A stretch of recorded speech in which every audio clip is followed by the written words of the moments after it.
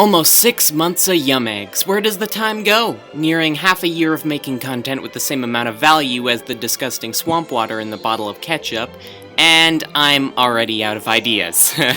Almost completely out, as a matter of fact, to the point where I was just scrolling through a list of games looking for my next target to dishonor with my mad ramblings. Although I found a game that would be fun to visit, that'll have to be a future project, because Sony graced us with a game courtesy of PS Plus that snapped my feeble mind in two, with a concept that actually straight up shook me to my core. This is Until You Fall. When judging this book by its cover, it's a game about dual-wielding weapons, blocking, and, cutting down enemies. That was the understanding of the game I had when I went in, until I had my mind absolutely melted by what it actually was. Where I thought this was going to be an arena game with no end goal, or maybe an action-adventure story thing, I was wrong.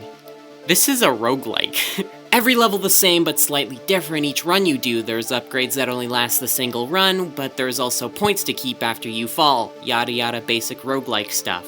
And that was not the game I was expecting when I was going into this, but I'm so happy that the concept has made it to my cranium.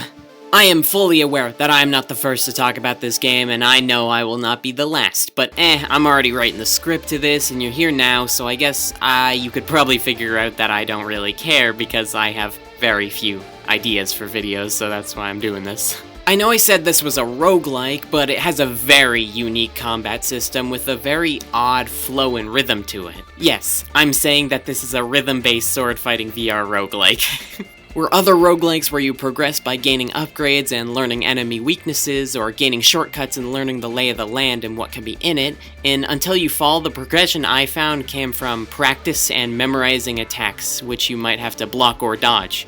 It becomes a battle of throwing off your opponent's groove, where you have to break their unavoidable guard in order to deal damage while keeping your rhythm completely intact, because you have a limited amount of health, and the moment they strike you, you'll be out of the loop, and may just get hit in a 3-hit combo if you can't pull your socks up.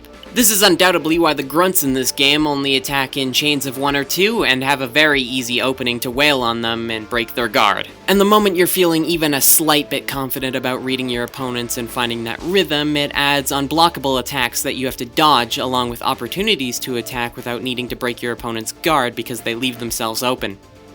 The game ramps up at an incredibly steady rate and only makes existing features harder after everything's been introduced, which ends up just feeling like they teach you how to pedal before taking the training wheels off.